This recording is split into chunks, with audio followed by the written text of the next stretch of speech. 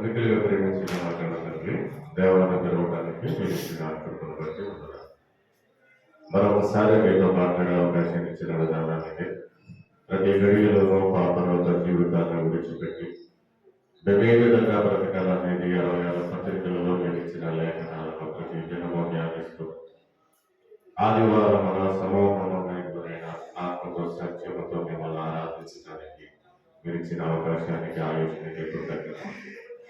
ఈ దినాన్ని ఈ సమయాన్ని చూడడం వారు అనేక మందిని తెలిచారు. సజీవులుగా మమ్మల్ని ఇచ్చినందుకు కృతజ్ఞత. ప్రతి గడియలోనూ మా బ్రతుకులను సరిదిద్దుకుని వ్యక్తిగతమైన పరిశుద్ధతను కాపాడుకుంటూ కుటుంబ బాధ్యతలను కాపాడుకుంటూ అన్యోన్య సమావేశం కలిగి గురైన కొన్ని వారాలుగా సాతాను తంత్రాలను మేము ఎలా ఎదిరించాలనేది చక్కటి మాటలతో మాకు వినిపించారు. ఆది తల్లిదండ్రులైన భార్యాభర్తలైన అన్నమావుల దగ్గర నుండి నేటి వరకు భార్యాభర్తలుగా అపవాదికి ఏ విధంగా చోటిస్తున్నాం, పిల్లలను ఏ విధంగా పెంచుతున్నామనే విలువైన మాటలను మీరు నాకు తెలియజేశారు. విలువైన మరికొద్ది మాటలు మాట్లాడుతుండగా పరిశుద్ధాత్మ ద్వారా మీ మాటలను మాకు గర్తించే రీతిలో మా బ్రతుకులను మార్చుకునే కృపను సంయోజితమైన జ్ఞానముతో మేము విని ఆలోచించి వాటి ప్రకారం నడుచుకునే కృపను దయచేయండి. వాటిని విని విడిచిపెట్టే వారిగా కాకుండా సత్యవాక్యాన్ని అర్థం చేసుకుని వాక్యానుసారముగా నడుచుకునే కృపను మనందరికీ దయచేయండి. అలాగే మా మధ్యలో మా రక్త సంబంధులు అయిన సల్మాన్ గారు, సుదర్శన్ గారు తమ జీవిత యాత్రను ముగించుకునే వెళ్ళి ఉన్నారు. మేము కూడా ఏదో ఒక రోజు వెళ్ళవలసింది. ఎంతలో కనబడి అంతలో మాయమైపోతున్న ఈ జీవితాలలో చావులను చూసుకుని మరణాల దగ్గరికి వెళ్ళి అందరికీ మరణం వస్తుంది, బ్రతుకున్న వాళ్ళు ఆలోచించమని మీరు తెలియజేశారు. వెళుతున్నాం, చూస్తున్నాం, కానీ రేపు నేను బండిలోకి వెళ్తాను కదా, నా బ్రతికేంటి అనే ఆలోచన మాకు రావడం. దానికి కారణం సాతాను తంత్రాలుగా నాకు కనబడుతుంది. అంటే కృపను దీవించడానికి పరిశుద్ధాత్మ ద్వారా నా కాళ్ళ కింద సాతాన్ని కాగబెట్టే కృపను నాకు యేసుక్రీస్తు నామమున మృదువైన పాదాలకు శుభాకాంక్షలు. క్రీస్తునామమున మీ అందరికీ దేవుని యొక్క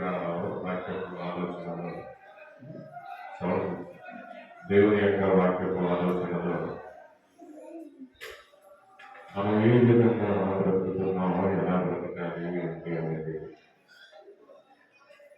విలువైన మాటలను దేవుడు మన వినికిడిలో సుమారుగా 2 నెలలు దాటి సాతాను తంత్రాలను ఎలా ఎదిరించాలనే విషయం గురించి మనం పరిశీలిస్తాం.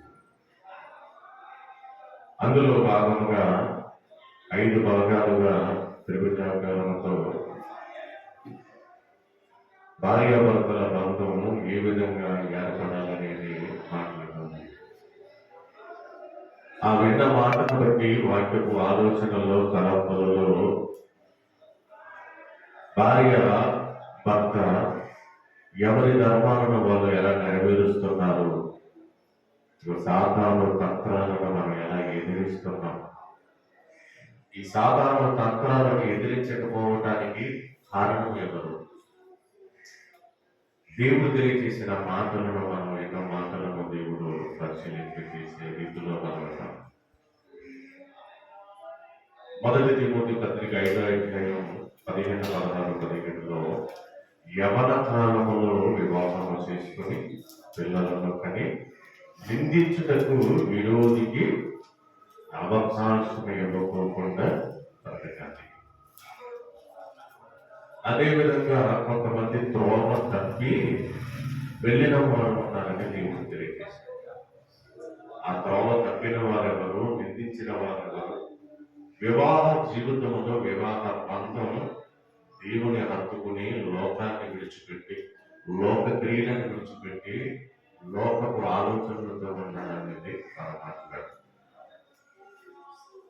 దానిని మనం ఈరోజు లోతుగా మనం ఆలోచించగలిగితే, తొలి దంపతులైన ఆదాము అవ్వలు మొదలుకొని ప్రకటన గ్రంథం ముగింపులో ఎన్ని కుటుంబాలను దేవుడు చూపించాడో అక్షర రూపంలో. అవి జరిగి నేటికి మానవుల లెక్కల ప్రకారముగా సుమారుగా 6,000 సంవత్సరాల కంటే ఎక్కువ కాలం గడిచింది. 6,000 సంవత్సరాల కంటే ఎక్కువ కాలము గడిచిన తొలి మానవుడు ఆదాము గారు మొదలుకొని ప్రకటన గ్రంథము చివరి మాట సమర్థమైనదని బైబిల్ ముగించిన దగ్గర నుండి ఎన్ని తరాలు గడిచి అనేది మనం ఆలోచించగలిగితే 6,000. 6,000 అంటే ఎన్ని తరాలు వస్తాయనేది మనం ఆలోచిస్తే తరానికి 1,000 అంటే 1000 ఏళ్ళు గడిచి అంటే ఎన్ని తరాలు? 10 తరాలు. అలాగే 10 తరాలు గడిచినాయి, అది 100 ఏళ్ళు. 100 సంవత్సరాలు అయిందంటే ఒక తరం.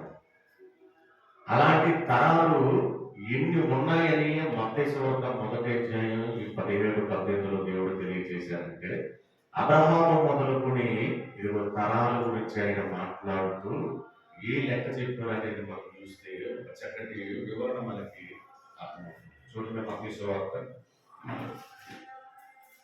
మొదటి అధ్యాయం 17-18 మనం చూడగలిగితే, మలాకి గారి ద్వారా సమర్థమని ముగించిన ఆయన సుమారుగా సంవత్సరాలు కాల వ్యవధి గ్యాప్ను దేవుడు ఇస్తూ క్రీస్తు వారి కొరకు రాజ్య బాటను వేసి ఆయన వచ్చిన తర్వాత ఆయన చెప్పిన మాట మనం ఆలోచించగలిగితే చూడండి 17వ వచనం. ఇట్లు అబ్రహాము మొదలుకొని దావీదు వరకు తరములన్నీ 14 తరములు. దావీదు మొదలుకొని యూదులు బబులోనికి కొనుక్కోబడిన కాలం వరకు 14 తరములు. బబులోను కొనబడినది మొదలుకొని క్రీస్తు వరకు 14 తరములు. అంటే ఆయన మనకి ఏం తెలియజేస్తున్నారని ఆలోచిస్తే అబ్రహాము గారి దగ్గర నుండి తరం మొదలు పెట్టాడు. ఎన్ని? 3:14. 3:14 ఎంత చెప్పండి? 14 తరాల అబ్రహాము నుండి జరిగింది. తర్వాత దావీదు దగ్గర నుండి 14 తరాలు. అలాగే క్రీస్తు కొనుక్కోబడిన వరకు 14 తరాలు. అంటే ఈ లెక్కను దేవుడు ఎందుకు చెబుతున్నాడు అనేది మనం ఆలోచించాలి. 3 తరాలు గడిచినవి. అబ్రహాము తరం నుండి చెప్తున్నారు, దావీదు తరం నుండి చెప్తున్నారు, క్రీస్తు నుండి చెబుతున్నారు. ఈ తరాల గురించి దేవుడు ఎందుకు చెబుతున్నాడు అనేది మనం ఆలోచిస్తే, అబ్రహాముకు ముందు ఎవరున్నారు? నోవహు గారు. మరి నోవహు గారి గురించి చెప్పలేదు దేవుడు. ఆదికాండం 7వ అధ్యాయం 1వ వచనంలో ఈ తరములో నీవే నా ఎదుట పరిశుద్ధుడుగా ఉన్నావు. ఆ తర్వాత అబ్రహాము గారు బ్రతికింది 1000 ఏళ్ళు. అబ్రహాముకి ముందు నోవహు గారు చెప్పిన మాట, దేవుడు ఈ తరములో నీవే నా ఎదుట నీతిమంతుడుగా ఉన్నావు అని ఆ తరములో ఉన్న నోవహును చూపించాడు. అంటే ఆయన ఎలా నీతిమంతుడుగా ఉన్నాడు? తన నీతిని కాపాడుకుంటూ, భార్యని దేవుడిలో నడిపించుకుంటూ, పిల్లలను నడిపించుకుంటూ, కోడలను నడిపించుకుంటూ ఎలా ఉన్నాడయ్యా అనేది ఆలోచిస్తే నిందారహితుడుగా ఉన్నాడు. దీని గురించి మాట్లాడుతూ నీతిని ప్రకటించిన నోవహును మరి 7గురిని దేవుడు రక్షించాడు అని అర్థమవుతుంది. ఆయనకు ముందు తరం ఆదాము గారు. ఆ ఆదాము గారు ఏం చేశారనేది ఆలోచిస్తే, ఆయన చేసిన తప్పు సరిదిద్దుకుని, మొదటి మనిషి అయిన కయ్యూను దగ్గర నుండి మరలా సరిదిద్దుకుని, ఆయన మరణించిన తర్వాత, రెబేలు మరణించిన తర్వాత షేతు ద్వారా మరలా కుటుంబాలు రావడం జరిగింది. అది ఆదికాండము 5వ అధ్యాయం 1వ వచనంలో అక్కడ నుండి కనబడుతుంది ఆదాము వంశం అని. అంటే తరతరాలుగా ఏం జరుగుతుందని దేవుడు తెలియజేశాడంటే, వివాహ బంధంలో సాతానుని ఎదిరించడంలో మనం ఎలా ఉన్నామనేది దేవుడు తెలియజేసుకుంటూ వచ్చాడు. యవన కాలంలో పెళ్లి చేసుకున్న యవన స్త్రీలు పిల్లలను కనాలి, పిల్లల కన్న తర్వాత వారు చేయవలసిన పని ఏంటంటే నిందించుటకు విరోధికి అవకాశం ఇవ్వకుండా బ్రతకాలి అని ఈరోజు తెలియజేశారు. మరి భార్య ఉంది, భర్త ఉంది, పిల్లలు ఉన్నారు, నిందించడానికి అవకాశం ఎవరికి వచ్చింది అంటే అక్కడనే చెబుతాడు అనమాట. ఆది నుండి కొందరు త్రోవ తప్పిన వారు ఉన్నారు. ఈ ఆది నుండి త్రోవ తప్పిన వారు ఎవరిని ఆలోచించాలంటే ఆదాము గారి దగ్గర నుండి ఆలోచించాలి. ఎప్పటి వరకు? ప్రకటన గ్రంథం యోహాను గారి ద్వారా ముగించినంత వరకు. అక్కడ నుండి నేటి వరకు మనం ఆలోచించగలిగితే ఈ 2024 సంవత్సరం ఇప్పుడు జరుగుతుంది. అంటే తరానికి 100 ఏళ్ళు అయితే 100 ఏళ్ళుగా 2000 జరిగితే ఎన్ని తరాలు గడిచినాయి? 20 తరాలు గడిచినాయి. ఈ 20 తరాలు ఆ యొక్క 42 తరాలు సుమారుగా మనం ఆదాము అవ్వ తరాలు ఆలోచిస్తే నేటికి 8,000 కంటే ఎక్కువ తరాలు భూమి మీద గడుస్తున్నాయి. ఈ తరతరాలలో సాతాను తంత్రాలను ఎదిరించేవారు ఎవరు కనబడుతున్నారని అంటే ఆదాము గారి దగ్గర నుండి స్టార్ట్ చేసి సమాప్తం అనే అంతవరకు కూడా చాలా తక్కువ మంది కనబడుతున్నారు. అంటే బైబిల్లో లేఖనాలలో సాతాను తంత్రాలను ఎదిరించి కుటుంబాలను కాపాడుకుని నీతి కలిగిన తన ప్రవర్తనను కాపాడుకుంటూ బ్రతికిన వారు ఎవరున్నారంటే సంఖ్య తగ్గిపోతూ వచ్చింది. నోవాహు తరంలో ఎవరున్నారు? నీ ఒక్కడవే కనబడుకుంటా ఉన్నాడు. అంటే తరానికి ఒక్కడున్నా అతను ఏం చేశాడనేది ఆలోచిస్తే నీతిని ప్రకటిస్తూ తన న్యాయ విధులను దేవుడు చెప్పిన రీతిలో బ్రతుకుతూ ఇదిగో తన భార్యని కాపాడుకుంటూ, పిల్లల్ని కాపాడుకుంటూ, కోడల్ని సైతం కూడా కాపాడుకుంటూ బ్రతికిన ఒక గొప్ప వ్యక్తి. ఆ గొప్ప వ్యక్తి ఆ ముందున్న 1000 తరాలలో ఎవరు కనబడలేదు, నోవాహు గారు ఒక్కడే. అందుకే ఈ తరంలో నీవేనయ్యా నీవేనయ్యా అంటున్నాడు. నువ్వేం చేసావు అనేది ఆయన అంటున్నాడు అనేది ఆలోచిస్తే ఇదిగో నువ్వు అపవాదికి చూడవు. యవన కాలంలో నువ్వు పెళ్లి చేసుకున్నావు. అప్పటికి యవన కాలం ఏంటి? 500 ఏళ్ళు వచ్చినప్పుడు పెళ్లి చేసుకున్నారు నోవాహు గారు. ఆయన బ్రతికింది సుమారుగా 1000 ఏళ్ళు, 1000 తరాలని. అంటే 1000 ఏళ్ళలో 500 సంవత్సరాలు మనం ఆలోచిస్తే అది వాళ్ళకి యవనమే. ఆ 500లో మనం ఆలోచిస్తే అది వాళ్ళకి యవన వయసే. 500 సంవత్సరాల తర్వాత పెళ్లి చేసుకున్న ఆయన ఊపిరి ఆగిపోయేంత వరకు అపవాదికి చోటవ్వకుండా కుటుంబాన్ని కాపాడుకున్నట్లుగా కనబడుతుంది. మరి ఈ మాటలు వింటున్న మనము సాతాను తంత్రాలను జయించడానికి ఎలా మన కుటుంబాన్ని కాపాడుకుంటున్నాం? ఎలాగా కాపాడటానికి ఎవరు కనబడుతున్నారని దేవుడు చెబుతున్నాడు అనేది ఆలోచిస్తే ఇదిగో యజమానిగా తండ్రి కనబడాలి, భర్త కనబడాలి. పురుషుడు తప్పు చేసేటప్పుడు తన తప్పును సరిదిద్దుకుని దేవునిలో నిలబడటానికి ప్రయత్నించాలి. మొదట మనిషి ఆదాములో నుండి వచ్చిన అవ్వ మొట్టమొదటగా తప్పు చేస్తే అడిగింది ఎవరిని? దేవుడు. స్త్రీని అడగలేదు. ఆదాము గారు తప్పు చేసినప్పుడు ఆదాము మోసపడలేదని పౌలు గారు తిమోతి గారి ద్వారా చెబుతూ నువ్వు ఎందుకు ఇలా చేశావు అని అవ్వ నువ్వు ఎక్కడ ఉన్నావని అనలేదు ఆయన. అవ్వకే తెలియదు ఏమని, దేవుడు నన్ను అడుగుతాడు అని. దేవుడు నన్ను అడుగుతాడని ఆమెకి తెలియదు, కానీ ప్రశ్న సమాధానము ఆదాము గారి దగ్గర నుండి రప్పించాడు దేవుడు. ఏమని? ఆదామా నువ్వు చేసిన పని ఏమిటి? చూసారు? అంటే నేను నీకు అపవాది తంత్రాలను ఎదిరించడానికి ఎలా ఎదిరించాలో చెప్పాను. ఏం చెప్పాను? చెట్టు ఉంటుంది, చెట్టుకు ఒక ఫలం ఉంటుంది, నీ చుట్టూ 1000 చెట్లు ఉంటాయి, అన్ని తినేదాకా ఇది ఒక్కటి తినకు. అంటే యవన కాలంలో పెళ్ళైన ఈ తొలి దంపతులు యవన కాలంలో వీళ్ళు పిల్లలు లేనప్పుడు దేవుడు వీళ్ళకి ఇచ్చిన ఆజ్ఞ ఏంటయ్యా అంటే సాతాను తంత్రాలను ఎదిరించడానికి ఆ పండు తినకూడదు అని చెప్పారు. ఆదాము గారు అలవాటు చేసుకున్నారు, నడిచాడు. తర్వాత అమ్మ నడిచింది. కుటుంబ పరిస్థితుల్లో కొంతకాలం జరిగిన తర్వాత వీళ్ళు ఇరుగురు తప్పు చేయడం జరిగింది. చూసారు? అంటే నీవు 3:17 నీవు నీ భార్య మాట విని తినొద్దన్న పండును నువ్వు తిన్నావు, అంటే ఆజ్ఞను అతిక్రమించావు. చూసారు? అంటే నువ్వు తప్పు చేసినది ఎప్పుడు చేసావు అనేది ఆలోచించగలిగితే నీ భార్య కంటే ముందుగా నువ్వు తప్పు చేసావు. ఎలా తప్పు చేస్తావు? ఆమె కోసి నీకు ఇచ్చింది. ఆ కోసి నీకు ఇచ్చిన దానిని, నీ భార్యని, నీ సహకారిని నువ్వు అదుపులో పెట్టడంలో తప్పు చేస్తావు. అందుకే ఆదాము దగ్గరికి వచ్చాడు. ఉంటాయి ఆదాము తప్పు చేయలేదని ఆయనే తర్వాత తప్పు పడ్డావు కాబట్టి సమాధానాన్ని నువ్వే చెప్పాలి. ఈ సమాధానం చెప్పేటప్పుడు ఆదాము గారు మనిషికున్న నైజం ఏంటంటే తన తప్పుని దాచిపెడతాడు తప్ప ఒప్పుకోడు. అందుకే ఇదిగో నీవు నాకు ఇచ్చిన ఈ స్త్రీ వలన పాపము చేశాను అంటే అక్కడ ఎవరికి అవకాశం ఇచ్చాడు? నిందించుటకు విరోధికి అవకాశం ఇచ్చిన తొలి దంపతులు. ఇక సాతాను తంత్రాలను ఎలా ఎదిరించాలని సుమారుగా 2 నెలల దాకా 3వ నెలలో దేవుడు మనకి మాట్లాడిస్తున్నాడు. ఈ మాటలను ఏం నేర్చుకున్నాం? మన కుటుంబాలలో, ప్రారంభ కుటుంబాలలో నిందించడానికి తరతరాల నుండి దేవుని మాటలను విని నేర్చుకున్న వారే అనుసరించని కుటుంబాలను అంతకు ముందే శిక్షకు లోబడిన వారిని చూపించాడు దేవుడు. అక్షరముగా చూపించాడు. అక్షరముగా చూపించినప్పుడు, వాస్తవంగా కుటుంబాలను చూపించినప్పుడు, అరే వీళ్ళు ఇలా చేశాడు కదా ఆదాము గారు, ఏం చేశాడు?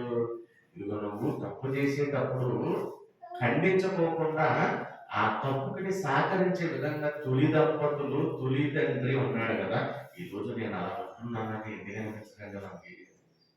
ఆ తొలి దంపతులే ప్రారంభంలోనే తప్పు చేసి అలా ఉన్నప్పుడు 2వ పేజీ వచ్చేసరికి తప్పు చేసే పరిస్థితి వచ్చిందంటే ఎవరు తప్పు చేశారు అనేది మనం ఆలోచించుకోకుండా, ఆ తప్పు వెనకాల ఉన్న మూలం ఏంటనేది ఆలోచించుకోకుండా నేటికి సాతాను తంత్రాలను ఎదిరించలేకుండా బతుకుతుంది.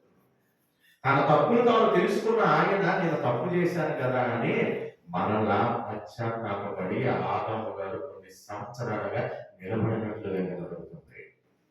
మరి కొన్ని సంవత్సరాలుగా నిలబడినట్లుగా కనబడుతున్నప్పుడు ఇన్ని వారాలుగా కుటుంబ పరిస్థితుల్లో సాతాను తంత్రాలుగా మనం ఎలా బ్రతుకుతున్నామని, మన నీతి కలిగిన ప్రవర్తనలో కుటుంబాలను ఎలా కాపాడుకుంటున్నాం అనేది మనకు అర్థం కాకపోతే మనల్ని ఎవరిగా పడుతుంది? దేవుడు తన ఆలోచనలో, తన తలంపులలో, తన ఉద్దేశాలలో ఎన్ని మాటలు, వేల మాటలు రాయించాడు. ఆయన పని మాట లేక దేవుడు తన పిల్లలను ఒక్క మాట చెబితేనే మారాలి. అసలు ఆయన కనుసైగ చేస్తే ప్రపంచం అంతా ధూళైపోతుంది. అలాంటప్పుడు ఆదాము మొదటి బ్రతికిన మనిషి దగ్గర సాగిన సందర్భం నుండి సమాప్తం అనేది క్రీస్తు వారు వచ్చి అంతవరకు ఏం జరుగుతుందనే ప్రకటనలో ఎదురు తెలియజేశాడు ఆయన. అంటే నీకు ఒక మాట చెప్తే నీ బుర్రకెక్కదో, 2 మాటలు చెబితే నీ బుర్రకెక్కదో, తరతరాల నుండి జరుగుతున్న సందర్భాన్ని నువ్వు ఆలోచించి పదే దాన్ని చదువుతూ ఉంటే నా అతిక్రమం ఏంటని నీకు తెలుస్తుంది. అప్పుడు నువ్వు నా దగ్గర ఒప్పుకుని దాన్ని విడిచిపెడితే నీ మీద నా కనికరం వస్తుంది, నీ కుటుంబం మీద నా కనికరం వస్తుంది, అందులో ముందుకు వెళ్ళు అంటాడు దేవుడు. చూసారు, మనమేం చేస్తున్నాం అనేది ఆలోచించగలిగితే మన అతిక్రమాలను దేవుడి దగ్గర ఒప్పుకో. ఆ అతిక్రమాలను విడిచిపెట్టే బ్రతకాలనే ఆలోచన కూడా ఉండదు. దేవుని కనికరం లేకోకుండానే దేవుని కనికరంలో బ్రతికేస్తున్నాము అని అనుకుంటున్నాం. ఎలాగా? ఈ 24 సంవత్సరంలో, సంవత్సరానికి ఎన్ని ఆదివారాలు అమ్మా? ఈ 52 ఆదివారాలు ఎన్ని ఆదివారాలు గడిచినాయి లెక్కుందా? ఎన్ని ఆదివారాలు గడిచినాయి అంటే 50 ఆదివారాలు గడిచినాయి. ఇప్పటికి ఇంకా 2 వారాలు ఉన్నాయి. అంటే ఏం చేసాం మనం? అరే 50 వారాలు గడిచిపోయినాయి కదా, 2 వారాలు ఉన్నాయి కదా, ఈ 50 వారాల్లో నేను విన్న మాటలేంటి, నా కుటుంబాన్ని సరిదిద్దుకున్న పరిస్థితి ఏంటి, నేను ఏం చేస్తున్నానని ఏమైనా అనిపించిందా మనకి? ఈ 50 వారాలలో సహవాసంలో ప్రతి వారం నువ్వు వెళ్ళావా? ఎన్ని వారాలు మానేశావు? ప్రతి వారం వెళ్ళిన నీవు, మానేసిన నీవు ఇన్ని 365 రోజుల్లో ఇదిగో ముందున్న రోజులు గడిస్తే మరో సంవత్సరానికి వెళతాం కదా, పోయిన సంవత్సరం కూడా మనకు అలాగే గడిచింది కదా, నేను ఏం చేశానని ఆలోచన రాలేదంటే ప్రతి సంవత్సరం 31వ తారీఖుని దేవుడు కాపాడతాడు, దేవుడు ఆశీర్వదిస్తాడు, దయా కిరీటాన్ని ఇచ్చాడని, ఆయుష్ ఇచ్చాడని, సంవత్సరం ఇచ్చాడని మాట్లాడుకుంటూనే వస్తాం. ఏదో ఒక రోజు మన మధ్యన మాట్లాడిన వాళ్ళు ఉంటాం. ఎవరో ఒకరు ముందు వెళ్ళిపోతున్నారు, వెనక వెళ్ళిపోతున్నారని తెలిసినా కూడా చావు బ్రతుకులు రక్త సంబంధంలో కానీ, కుటుంబాల్లో కానీ, బంధువుల్లో కానీ కనబడుతున్నప్పుడు కూడా చావును పడే రోజు మనిషి ఏం చేశాడయ్యా అనేది ఆలోచించగలిగితే, దేని దగ్గరికి అయితే దేవుడు ఎలామన్నాడో దాని దగ్గరికి వెళ్ళడం మానేసాడండి. మనిషికి భయముతో మానేశాడు. మొదటి కారణం ధైర్యవంతుడు వెళ్ళలేకపోతున్నాడు, వెళ్తున్నాడు. రెండవ కారణం పరిస్థితులు, ఉద్యోగాలను బట్టి, కుటుంబాలను బట్టి వెళ్ళలేని పరిస్థితులు. ఈ రోజు రక్త సంబంధులే చచ్చిపోతే అడుగు పెట్టలేని దౌర్భాగ్య పరిస్థితులు మనం ఉన్నప్పుడు ఇంకా నీకు నాకు భక్తి ఎక్కడ ఉంది? అంత బిజీగా, అంత ఆలోచనలో మనం బ్రతుకుతున్నప్పుడు అంటే నువ్వు వెళ్ళ మాట ఏమవుతుంది రేపు? విందు జరిగిన ఇంటికి వెళ్ళుట కంటే ప్రలాపించే వారి ఇంటికి వెళ్ళటం మేలు అన్నాడు. ఆ ఆజ్ఞను పాటించావా, అతిక్రమించావా? మరణం అందరికీ వచ్చినా అని చెప్పిన ఆయన దీన్ని మనసులో పెట్టరా అన్నాడు. ఎవరు ఎప్పుడు కూడా ఇప్పుడు నేను రెచ్చిపోతే నా తల్లిదండ్రులు, నా అన్నదమ్ములు, నా భార్య రొమ్ము కొట్టుకుని పిల్లలు ఏడుస్తారు తప్ప మీరేడవు. పక్కనోడికి ఎందుకు ఏడుపురాదు? ఎవరికైనా అంతే, నాకైనా అంతే. మా సామాను బాగా చనిపోయినప్పుడు కంట్లో నీటి చుక్క రాలేదు నాకు. అంటే ఎవరు చనిపోతే నీళ్లు చొక్క వస్తుంది అనేది మనం ఆలోచిస్తే బాగా దగ్గరగా ఉన్న వాళ్ళు చనిపోతే నీళ్లు చొక్క వస్తారు. అలెగ్జాండర్ బాగా చనిపోయినప్పుడు కూడా నేను ఏడవ మీటింగ్ లో ఉన్నప్పుడు సుందరరావు దగ్గర హైదరాబాద్ దాటి ఏదో ప్రాంతంలో ఉన్నప్పుడు ఇలా బాగా చనిపోయాడని తమ్ముడు చెప్తున్నప్పుడు సుందరరావు గారికి చెప్పి బాగా చనిపోయానంటే వెళ్ళినానంటే వచ్చిన తర్వాత నా బండి నేను విజయవాడలో పెట్టినప్పుడు విజయవాడలో పెట్టి వేరే మీటింగ్ జరుగుతుంటే ఆ క్యాసెట్లు అమ్మడానికి కానీ వెళ్ళాను. అక్కడ బండి విజయవాడ స్టాండ్ లో పెట్టి వెళ్ళిపోతే ఇక్కడ లాజరు, పద్మరావు, కిరణ్ వీళ్ళందరూ వీడు బండి విజయవాడ వేసుకెళ్ళిపోయాడు, వీడు వచ్చేటప్పుడు బండి వేసుకొచ్చేస్తాడేమో, వీడు ఆవేశంలో బండి వేసుకొస్తే ఆ సరిగ్గా నడుపుతాడా, పడిపోతాడా అని నేను ఎలా వస్తాననే టెన్షన్ వచ్చే వరకు ఉంది. నేను ట్రైన్లో వచ్చాను, దగ్గర కూర్చున్నాను, కార్యక్రమం జరిగిన తర్వాత అలా చూస్తూ ఉన్నాను అనమాట. ఎందుకు అలా చూస్తూ ఉన్నానంటే అప్పటికే మరణించిన తర్వాత ఏం జరుగుతుంది అనేది నాకు అర్థమైంది. మరణించిన తర్వాత జరిగే సందర్భం అర్థమైంది కాబట్టి దేవుడు చెప్పిన మాట ఏంటి? మరణించిన వారి గురించి ఏడవద్దు. ఇరిమియా ద్వారా చెప్పిన మాట. మరణించిన వారి గురించి ఏడవద్దు, వారి గురించి అంగలార్చవద్దు, ఉంటున్న నీ గురించి ఆలోచించుకుని ఆయన అని చెప్పాడు. అది గుర్తుకొస్తాడండి చావు దగ్గరికి ఎక్కడికి. నీ గురించి బహు రోదన చేయమన్నాడు దేవుడు. బహు రోదన చేయమన్నాడు.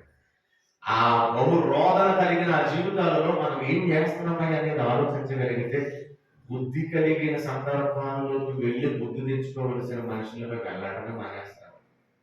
ఇప్పుడు వయసు అయిపోయి ఇప్పుడు పెద్దవాళ్ళు అయిన తర్వాత వాళ్ళకే అనారోగ్య పరిస్థితులు, వాళ్ళకే ఇబ్బందులు, వాళ్ళ ఆలోచనలు లేనిగా ఉన్నాయి. మరి అలాంటప్పుడు వాళ్ళు వెళ్ళలేని పరిస్థితులు ఉన్నారు కాబట్టి ఆగిపోయారా అని అనుకోవచ్చు. కానీ రక్త సంబంధులు చచ్చిపోయినప్పుడే నీకు రోగం ఉన్నాయి, నీకు పనులు ఉన్నాయి, ఆగిపోయానని అనుకున్నామంటే నీకు ఆ రక్త సంబంధం మీద విలువేది? ఇప్పుడు మన ఆరోగ్యానికి, మన అనారోగ్యానికి, మన సమస్యలకి, మన విధానాలకి నువ్వు ఎక్కడికి బయలుదేరుతున్నావు? ఈ మొదలుకొని ఎక్కడి వరకు విదేశాల వరకు అడుగు పెడుతున్నాం. పక్కన ఉన్న చావు దగ్గరికి వెళ్ళలేము. మనం పల్లెలో మొదలుకున్న మనం అడుగు ఎక్కడి వరకు వెళ్తుంది? దూర ప్రాంతానికి వెళ్ళి అక్కడ వ్యాపారమో ఉద్యోగమో చేసుకుని వచ్చే పరిస్థితి వస్తుంది. ఒక పట్టణం వెళ్ళి లాభం సంపాదించుకుని వ్యాపారం చేసేవారులారా మీ జీవం ఏ పాటిదని యాకోబు గారు 4:13-13-12 చెప్పినా అది చదివినా మన కొరకే. ఎంతలో కనబడతావు అంతలో మాయమైపోతావు. నీ కుటుంబ పరిస్థితి ఏంటి, నీ విధానం ఏంటి, భార్యగా నీ ధర్మాలు ఏంటి, భర్తగా నీ ధర్మాలు ఏంటి, నేను చెప్పి నేను చేయకోకుండా నా మాటలు వినటానికి 50 ఆదివారాలు వచ్చాను, 365 రోజులు వచ్చాను, బాప్తీసం తీసుకున్నట్టు కూర్చుంటున్నాను, నా యొక్క తల్లిదండ్రులే దేవుని ఆలోచనలో బ్రతుకుతున్నాడు, నేను చిన్నప్పుడే సండే స్కూల్లో ఉన్నాను, వాక్యాలు విన్నాను, యవన కాలం వచ్చేసరికి బాప్తీసం తీసుకున్నాను, ఇదిగో నా ఇంటిలో దేవుని పిల్లలుగా నేను నడుస్తున్నాను, నా బంధువులు దేవుని పిల్లలుగా నడుస్తున్నారు, నా రక్త సంబంధం అందరూ దేవునిగా ఉన్నారని ఆనందపడటం తప్ప మనం ఏం చేయట్లేదు. అంటే ఎక్కువగా ఈ జ్ఞాపకార్థ గుడికి వెళ్ళేటప్పుడు ఏ కనబడతాయి, ఇవి వాళ్ళు ఎలా ఉన్నారు, వీళ్ళు ఎలా ఉన్నారని చెప్తారు తప్ప నువ్వేం చేసావనే పరిస్థితి లేదు. కాబట్టి రోజు చనిపోయే పరిస్థితులే మన కళ్ళ ముందు కనబడట్లేదు. సాల్మన్ బాబాయ్కి 58 సంవత్సరాలు, 59 చనిపోయాడు. మా సుదర్శన్ గారు చనిపోయాడు. ఎన్ని సంవత్సరాలు? 85 కంటే పైన ఉంటాయి, 85. మా వంశంలో మా 5 తాతలు శివరవాడు అనమాట. ఆయన చచ్చిపోతేనే ఆయనకి పిల్లలైన వారందరూ అక్కడ ఉంటే రక్త సంబంధులు చిన్నాళ్ళైనా పెన్నాళ్ళైనా కూడా కదలలేని పరిస్థితులు అయిపోయిందంటే ఇంకేం చెప్పాలి. ఇప్పుడు రక్త సంబంధులుగా ఒక పక్కనే మహా అయితే 20 కిలోమీటర్లు ఉన్న దూరంలోనే కొంతమందికి వాళ్ళు ముందే ఆదివారం కాబట్టి కార్యక్రమం చేసేస్తామని చెప్పడం వల్ల కొంతమంది ఆగిపోతారు. ఆగిపోయిన వాళ్ళకి నిజమైన రక్త సంబంధులు చనిపోయినప్పుడు అరే మనం వెళ్ళాలి కదా అని అన్నప్పుడు సమయం లేకపోయినా మనం ఏం చేస్తాం? తీసుకెళ్ళిపోయినా పర్వాలేదు, అవసరమైతే ఆ బయలు గ్రౌండ్కి వెళ్ళి అక్కడ చూసి వచ్చేద్దాం అని బయలుదేరుతారు. మిగిలిన వాళ్ళు ఏమంటారు? ఆ నెలరోళ్ళు మా అత్తలు అలాగే అన్నారు అనమాట. ఏమన్నారు? 9 గంటలకే తీసుకెళ్ళిపోతారు అనుకుంటే మేము వచ్చి ఆ ఇల్లు చూసి రామేంట్రా, అలా బ్రతుకుండగానే మొత్తం ఇదిగా లేదు కదా, అలాంటప్పుడు మేము రామని ఆగిపోయామని అన్నారు. అంటే ఈ సమస్యలు, ఈ బాధలు, ఈ ఇబ్బందులు, ఈ తలంపులు ఎలా కనబడుతున్నాయనేది మనం ఆలోచించగలిగితే మనిషిని చనిపోయినప్పుడు కూడా వాడు చేసిన పనులు వీడు చేసిన పనులను ఆలోచించుకుని మనకు ఓపిక లేదనో లేకపోతే మనకి సహకరించట్లేదని మానేసే పరిస్థితులు వస్తున్నాయి తప్ప రొమ్ము కొట్టుకుని గడిచే పరిస్థితి. అందుకే వెళ్ళమన్నాడు ఆయన, నువ్వు బతుకున్నప్పుడు సుఖ సంతోషాలతో ఉన్నప్పుడు నువ్వు నా గురించి ఆలోచించవు, కానీ చావు దగ్గరికి వెళ్ళేటప్పుడు నీకు జ్ఞాపకం రావాలి, మరణం నీకు జ్ఞాపకం రావాలి. నువ్వు ఎలా బ్రతుకుతున్నావురా? వృద్ధాప్య దశ వచ్చేసరికి ఆ వృద్ధాప్యపు దశలో నువ్వు ఎలా బ్రతుకుతున్నావు, ఏం చేస్తున్నావు, ఏ ఆలోచనలో నువ్వు ఉన్నావు, ఎలా నీ యొక్క నడవడికను ముగిస్తున్నావు అని ఆలోచన మనకి ఎప్పుడు వస్తుందండి? ఎవరికి 85 ఏళ్ళు వృద్ధులు చనిపోయినప్పుడు వెళ్ళి కూర్చున్నా, నాకు 85 ఏళ్ళు వచ్చినాయి, నేను ఏం ఆలోచించుకోవాలి? యవన కాలం నుండి ఇప్పుడు వరకు నేను ఎలా బ్రతికానో ఇవన్నీ ఆలోచించుకుంటూ ఏదో ఒక రోజు నేను చచ్చిపోతాను కదా, మరి అప్పుడు నేను ఎక్కడికి వెళ్తాను అనే ఆలోచన నాకు రావాలి. ఎందుకని? దేవుడి గురించి మనకు తెలుసు కాబట్టి, మరణించిన తర్వాత ఏం జరుగుతుందో మనకు తెలుసు కాబట్టి. ఈరోజు బంధువుల మధ్య, రక్త సంబంధుల మధ్య, భార్యాభర్తల మధ్య ఈ ప్రేమనురాగాలు లేక ఏం జరుగుతుందయ్యా అనేది ఆలోచించగలిగితే మంచం మీద ఉన్న వాళ్ళని కూడా చూసే పరిస్థితులు మన కళ్ళ ముందే చాలా భార్యాభర్తలు ఏం చేస్తున్నారంటే వయసు అయిపోయిన తర్వాత, రిటైర్మెంట్ అయిపోయి సంపాదించిన కూర్చున్న తర్వాత భర్త భార్యని ఎలా చూస్తారనేది ఆలోచించగలిగితే 60 ఏళ్ళు కష్టపడి రిటైర్ అయిన తర్వాత 30 ఏళ్ళు సర్వీస్ చేసిన తర్వాత ఆ భార్య భర్తను ఏమంటుంది అనేది ఆలోచించగలిగితే పొద్దున్నే లేచి వెళ్ళిపోవడం అలవాటైన ఈయనకి స్నానం చేసి రెడీ అయి కూర్చుంటాడు. ఏమంటుందో తెలుసా? ఎక్కడికి వెళ్ళాలని రెడీ అయిపోయి కూర్చున్నావు, ఇంకేమీ లేదు కదా, రిటైర్మెంటే కదా, ఇంట్లో కూర్చోవాలి కదా, అంత అవసరమా అంటారు. ఈ మాటకి ప్రాణం నీరైపోతుంది. ఏదో చిన్న మాటే కదా, క్యాజువల్గా అంటది అంతే. అప్పుడే వేసుకుని రెడీ అయిపోయి కూర్చున్నావు, రిటైర్మెంట్ అయిపోయావు కదా, ఇంకా నీ పనేమి లేదు కదా ఇంటికని అంటే ఆయన మనస్సులో ఆవేదన ఎలా ఉంటుందంటే 30 ఏళ్ళు ప్రభుత్వ ఉద్యోగమైనా బయట ఉద్యోగమైనా కూలి పని అయినా చేసి వస్తే ఇప్పుడు పనేమి లేదు కదా కూర్చొని ఎలా మాట్లాడుతుంది? తక్కువగా మాట్లాడుతుంది. సంపాదించేటప్పుడు, తిరిగేటప్పుడు, డబ్బులు ఉన్నప్పుడు ఉన్న గౌరవం రిటైర్ అయిన తర్వాత. రిటైర్ అయిన చాలా మందిని ఎలా ఉంచారు లైఫ్ అంటే బాగోలేదండి అంటారు. మీకేంటి, నేను లక్షలు వచ్చినాయి కదా, ఉద్యోగం చేశారు కదా, బాగుంది కదా అని అంటే వాళ్ళు ఏమంటారో తెలుసా? సార్ రిటైర్ అయిన తర్వాత భార్య పిల్లలు కూడా వాల్యూ అంటే సర్వీసులో ఉన్నంత వరకే బాగుంటుంది. 10 మంది పోలీస్ దగ్గరికి వెళ్ళి కష్ట సుఖాలు చెప్పుకుంటూ వస్తాం. రిటైర్ అయిన తర్వాత ఉద్యోగాలు రాజీనామా చేసిన తర్వాత మనిషికి వాల్యూ ఉంటుంది. ఎలా పడుతుందో తెలిసే వాల్యూ అమ్మ చెప్తుంది. ఒరే మార్కెట్కి వెళ్ళి కూరగాయలు తేడా కొడుకుతూ ఉంటుంది. అమ్మ నాకు పని ఉందా, మా నాన్న ఖాళీగా ఉన్నాడు కదా, మా నాన్న పంపించమ్మ అంటారు. చూసారా? అప్పటి వరకు ఇన్సెంట్ చేసుకుని టై కట్టుకుని ఉద్యోగానికి వెళ్ళిన ఈయన కొడుకు ఏమంటాడు? రిటైర్మెంట్ అయిపోయిన తర్వాత, పని అయిపోయిన తర్వాత కూరగాయలకు వెళ్ళడానికి ఎవరు వెళ్ళాలి? నాకు పని ఉందమ్మా అని అన్నాడు. బాగానే ఉంది. బాధ కలిగే మాట ఏంటి? నా ఖాళీగా ఉన్నాడు కదా ఇంటికాడ, నాన్న పంపించు. ఎలా ఉంటుందో కదండి. వీడు నన్ను చూసుకుని నన్ను చూడవలసిన వాడు కూరగాయలు వెళ్ళడానికే వీడు ఎలా మాట్లాడుతుంటే రేపు పొద్దున్న నన్ను చూస్తాడా? లేదండి పరిస్థితి. ఈరోజు చూసే పరిస్థితులు లేవు. తల్లిదండ్రులు ఈ రోజు చూసే పరిస్థితులు లేకే అనాథ శరణాలయాలు, వృద్ధాశ్రమాలు వచ్చినాయి. నీకు కోట్లు ఉన్నా కూడా చూడలేని పరిస్థితి వచ్చి అక్కడ తీసుకెళ్ళి పడేస్తున్నారు అనమాట. అంతే. ఇదంతా ప్రపంచంలో కనబడుతుంది. దేవునిలో ఉన్న నీకు నాకు దేవుని కొరకు బ్రతికేస్తున్నాం అనుకున్నారు. ఫీల్ అయిపోతున్నాం కదా. ఇన్ని సంవత్సరాలు లేఖనాలలో ఉన్న వృద్ధ దంపతులు నోవాహు గారు ఎలా బ్రతికారు, అతని భార్య ఎలా బ్రతికింది, అతని పిల్లలు ఎలా బ్రతికారు, వాళ్ళకంటే కుటుంబం అంటే వాళ్ళ జీవితంలో ఒక ఆదర్శంగా ప్రపంచానికి చూపించారు. సాతాను తంత్రాన్ని ఎదిరించుకోకుండా బ్రతికారు కదా. అతను నోవాహులాగా నేను బ్రతుకుతున్నానని ఒక పురుషుడు అనుకుంటున్నాడు. నోవాహు భార్యలాగా నేను బ్రతుకుతున్నానని అనుకుంటున్నాడు. నోవాహు గారు ముగ్గురు మగపిల్లలు ఉన్నారు. యవన కాలంలోనే దేవుని కొరకు బ్రతుకుతూ యవన వయసులో పెళ్లి చేసుకున్న ఆ భార్యలు సైతం కూడా దేవుని కొరకు బ్రతికారు. ఆ బ్రతుకంటే వాళ్ళది రా.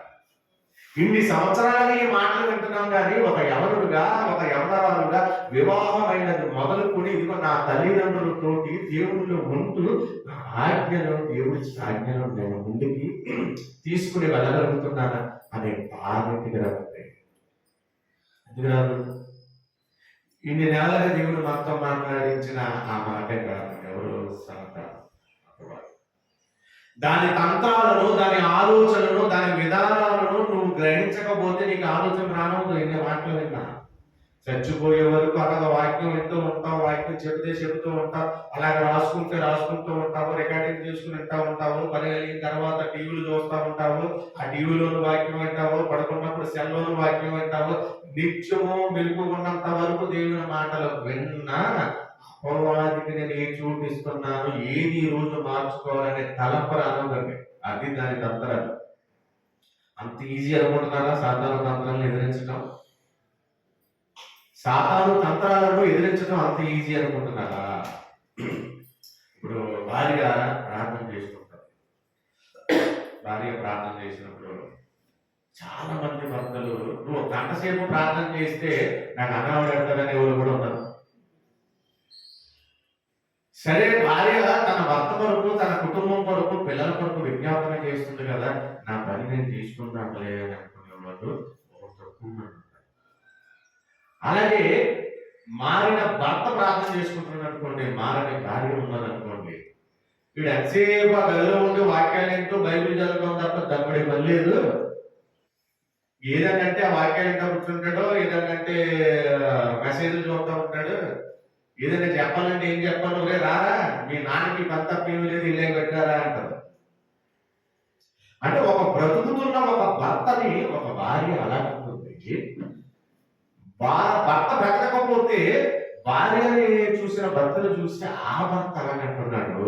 ఇలాంటి విషయాల మధ్య, ఇలాంటి ఆలోచనల మధ్య మన కుటుంబాలను మనం ఎలా పెట్టుకుంటున్నాం అనేది వృద్ధాప్యం వచ్చింది కదా. ఎప్పుడైనా ఆలోచించామా? ఎవరి జీవితం అయిపోయింది ఏదో అయిపోయింది కదండి. జీవితం అయిపోయింది ఏదో అయిపోయినప్పుడు జీవితం ముగింపు వచ్చేసరికి మంచం మీద కూర్చొని ఖాళీగా ఉన్న మనకు ఎందుకు అనిపించడం లేదయ్యా అని మనం ఆలోచించగలిగితే మన తత్వాలు, మన ఆలోచనలు, మన విధానాలు ఎంత భయంకరంగా ఉన్నాయనేది మనకు అర్థం కావడం లేదు. ఎవరి ఊపిరి ఉన్నంత వరకు మనిషి ఆలోచిస్తూ ఉంటాడు. ఇదిగో దేవుని ఆలోచనలో, దేవుని తలంపులలో, దేవుని ఉద్దేశాలలో ఉన్న మనిషి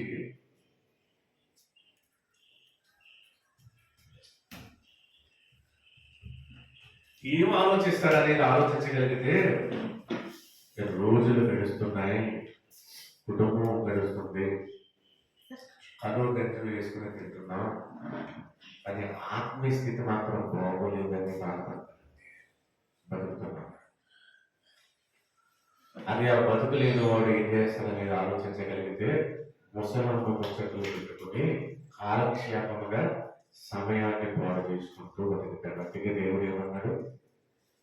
రాసిన పత్రిక 4:25 దినములు చెడ్డవి కనుక మీరు సమయమును పోనీయక పోనీయక 5:14 నుండి 15 వరకు. ఎందుకు సమయాన్ని పోనవద్దంటున్నాడైనా? దినాలు చెడ్డగా ఉన్నాయా? ఏమంటే ఏ దినాలు చెడ్డగా ఉన్నాయంటే మంగళవారం శుక్రవారం చెడ్డగా ఉన్నాయనేది మనకు అర్థమైంది. బాధకరమైన విషయం ఏంటంటే ఇన్ని సంవత్సరాలకు వాక్యం వింటున్న మనిషి కూడా ఇంకా మంగళవారం శుక్రవారాన్ని మానలేకపోతున్న ఇంత వయసు వచ్చింది. ఇదిగో మా నాయన ఉంటాను వృద్ధాప్యంలో, ఆమె మంగళవారం శుక్రవారం అంటారు. అంటే ఇది ఎందుకు పోలేదయ్యా అనేది ఆలోచిస్తే ఇదిగో మా నాన్న అలాగన్నప్పుడు తిడతాడనమాట. ఏదైతే ఏమన్నా ఇంకా ఎలాగ మారవా వాక్యాలు వింటున్నాం మంగళవారం శుక్రవారం అంటారు. అంటే మనం వృద్ధాప్యపు దశలో వచ్చినా కూడా చాలు దగ్గరకు వస్తున్నప్పుడు కూడా ఈ మాట ఈ దినంలో చెడ్డగా ఉందనేది అపవాది అనిపించదు. అందుకే సాతాను దాని తంత్రాలు చాలా భయంకరంగా ఉంటాయి. నువ్వు గంటల తరబడి ఈ సంవత్సరం అంతా వాక్యాలు వింటున్నా కూడా అసలే దేవుడికి వ్యతిరేకముగా భార్య భర్తలుగా పిల్లలుగా నా కుటుంబంలో ఏం జరుగుతుందనేది ఏ రోజుకి ఆ రోజు ఆలోచించుకొని మోకరించి పశ్చాత్తాపడి ఏడవకపోతే రాదు. మారని భర్త ఉన్నాడా? అతని కొరకు ఎంత రోదన చేస్తాడు. మారని భార్య ఉందా? అతని కొరకు ఎంత రోదన చేస్తున్నాం. తల్లిదండ్రులుగా ఇరువురు దేవునిలో బతుకుతున్నారా? నీ పిల్లల కొరకు ఏ రోదన చేస్తున్నాం. యవన కాలంలో పిల్లలు వచ్చేసారా? యవన కాలంలో పిల్లలు వచ్చిన తర్వాత ఆ వృద్ధాప్యంలో ఉన్న తల్లిదండ్రులకి ఎంత బాధ తెలుసా? చాలా బాధ ఉంటుంది. ఆ బాధని చెప్పలేకపోతున్నారు. అదే దేవుడిలో ఉండి దేవుడి కొరకు బ్రతుకుతున్న వాళ్ళతో ఆ చక్కటి అన్నుని సావాసం కలిగిన కొడుకులున్నా కోడలున్నా పిల్లలున్నా వాళ్ళు ఎలా చూసుకుంటారయ్యి అంటే, మా నాన్న ఉన్నంత వరకు నాకు ఏమి ఇచ్చినా ఇవ్వకపోయినా ఆయన చక్కగా చూసుకోవాలని ఆలోచన. కాబట్టి ఈరోజు మంచం మీద ఉన్న పిల్లలకి తల్లిదండ్రులకి పిల్లలు సేవ చేసే పరిస్థితి. హైదరాబాద్లో మా లింగిస్టన్ కదా నా చెల్లి ఉంది, లలిత. నా పేరు అదే కదా, లింగిస్టన్ గారి చెల్లి. మా మామయ్య అవుతాడు. ఇప్పుడు ఆయన మంచం మీద ఉన్నాడు, 80 సంవత్సరాలు. ఎముక చిట్లి బ్యాక్ పెయిన్లోనో కాలు దగ్గర ఎక్కడో ఇబ్బందిగా ఉన్నాడు.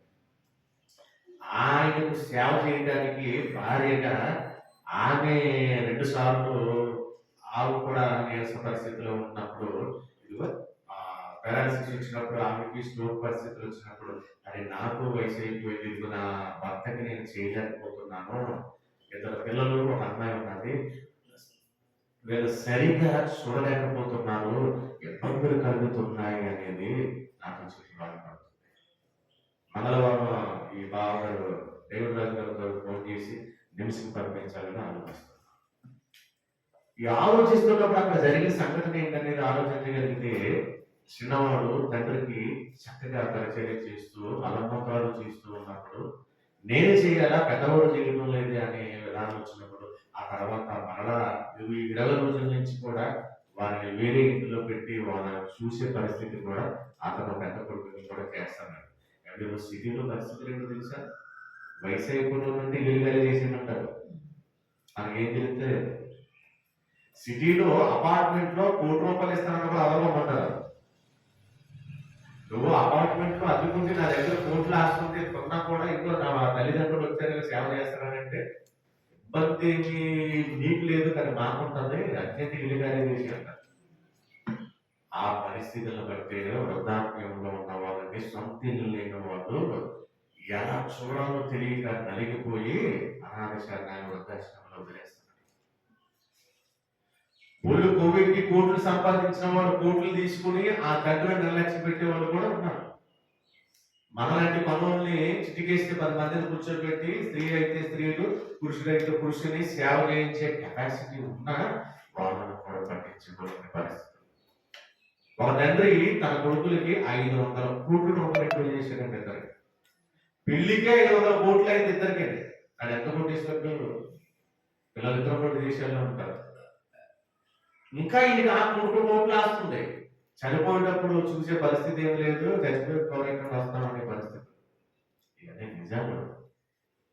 మన రక్త సంబంధుల మధ్య ఏం జరుగుతున్నాయి, బంధువుల మధ్య ఏం జరుగుతున్నాయి, ఆ చుట్టుపక్కల ఉన్న పరిస్థితుల దగ్గర ఏం జరుగుతున్నాయని మన ఇంట్లో పరిస్థితులు మన దగ్గర ఉన్నాయి, మనం మాట్లాడుకోకపోతే, వాళ్ళని చూసి మనం గుర్తు తెచ్చుకోకపోతే, నీకు నాకు దేవుడు వాక్యాన్ని ఎందుకు నేర్పిస్తున్నాడు?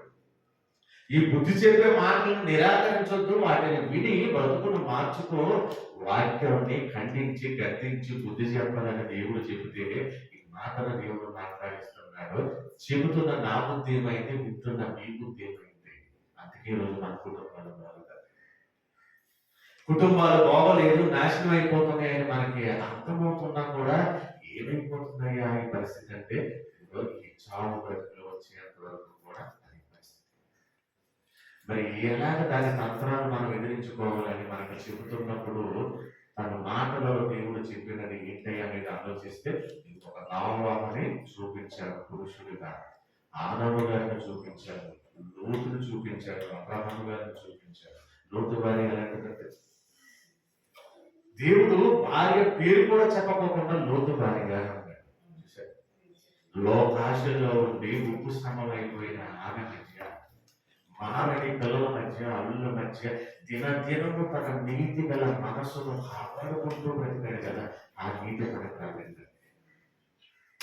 భయంకరమైన కామాంధుల మధ్య పిల్లల నుండి పెద్దల వరకు చెడిపోయిన సొదొమ గొమొర్రా వ్యభిచారముతో కూడిన పట్టణం మధ్య దినదినము అతని ఎదుట కూర్చుని బాధపడుతూ ఉన్నాడు కదా. వాక్యాలు విన్నారు కదా, చదవాలి కదా.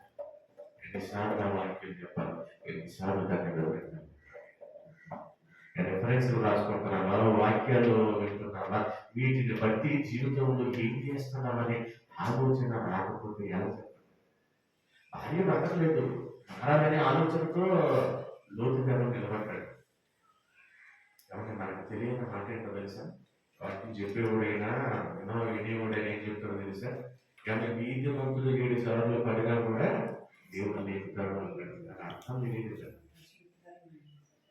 నీతి మంతుడు పడినా లేపుతాడంటే ఎందులో పాపంలో పడితే లేపుతాడని కాదు. అక్కడ భార్య సమస్యల మధ్య, కుటుంబ సమస్యల మధ్య, ఆర్థిక సమస్యల మధ్య, అనారోగ్య సమస్యల మధ్య నీతి మంతుడుగా నువ్వు బ్రతికితే నువ్వు పడినా నిలబెడతాడు.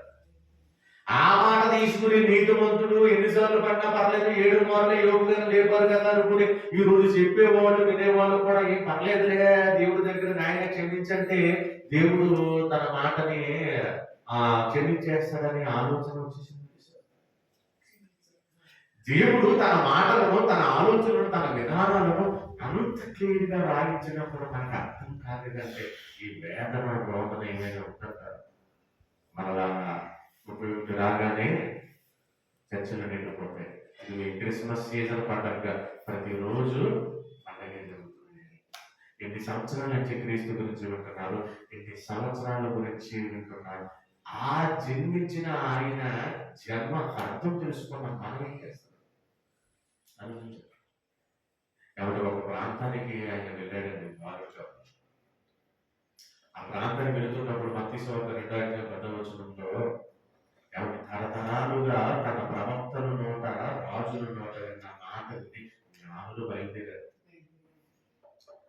వాళ్ళు ఒంటెల మీద ప్రయాణిస్తూ వాళ్ళు ఉన్న బంగారాన్ని, సాంబ్రాన్ని, గోళాన్ని పట్టుకుని వచ్చి, అంటే రోజు ప్రయాణాలు అంటే ఇదిగో మన పక్కన ఉన్న ప్రాంతానికి మనం వెళ్ళలేకపోతున్నాం.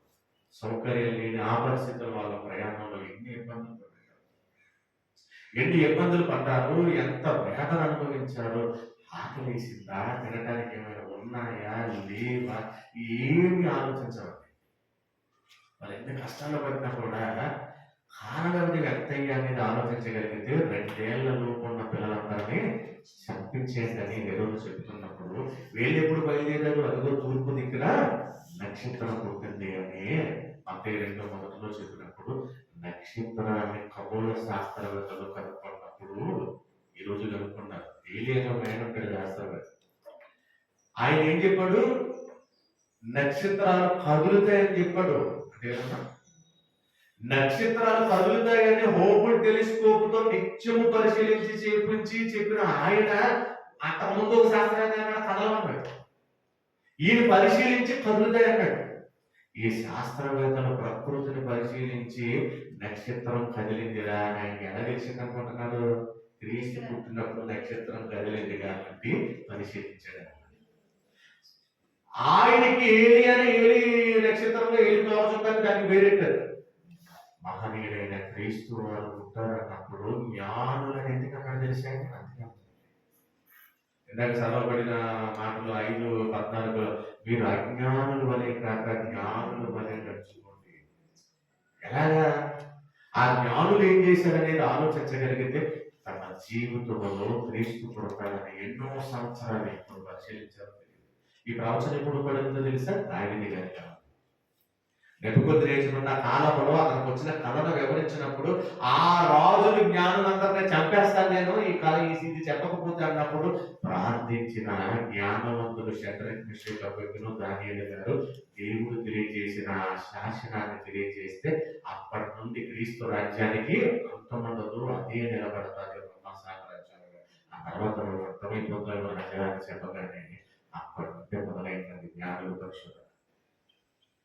ఎన్నో సంవత్సరాలకి మాట్లాడుతున్నారు కదా, సంవత్సరాల తరబడి జ్ఞానుల పరిశోధన మొదలైంది. మరి మనం 50 ఏళ్ళు ఈ 50 జీవితంలో మనం బ్రతకడానికి సమయం కేటాయిస్తున్నామే తప్ప ఆయన మాటలు వింటూ ఆయన మాటలను పరిశీలిస్తూ ఉన్న మన జీవితంలో ఎక్కడ సాధారణ తంత్రాలను ఎదిరించకోకుండా అడుగడుగున దేహంతో ఆయనని అవమానపరుస్తూనే ఉంటున్నాం. కళ్ళ ముందు ఏదో చూసినా కూడా ఇదిగో నీ భక్తి మారదా, నా భక్తి మారదా అంటే మారదు అన్నట్లుగానే కనబడుతుంది. మారదు అన్నట్లుగా కనబడుతున్నప్పుడు మార్చుకునే మాటలు ఆయన వినపడదు. ఆయన వినిపిస్తున్నప్పుడు ఎందుకు మారలేదయ్యా అనేది మనకు అర్థం అవ్వాలి అంటే మనం అపవాది తంత్రాలను జయించేవాళ్ళు.